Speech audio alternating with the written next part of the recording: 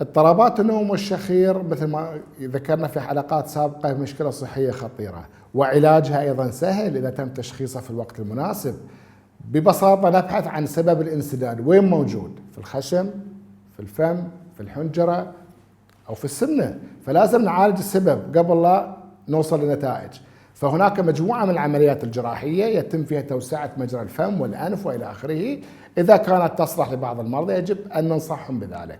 وهناك علاجات أخرى غير جراحية، إذا كان الفك راجع على وراء نعطيهم بعض الأشياء اللي تمد الفك للأمام وينفتح الفم، هذه علاج آخر. وهناك علاج أخير إذا ما نفع نعطيهم جهاز يحطه على خشمه، ما لك بد، لازم تسويها، لازم تاخذ نفس، لازم ينفتح الدرب، otherwise أو ممكن تتعرض إلى مشاكل صحية خطيرة، توقف التنفس، مضاعفات على القلب، مضاعفات في الدماغ، كلها مشاكل صحية يجب أن نحلها في الوقت المناسب قبل فوات الأوان.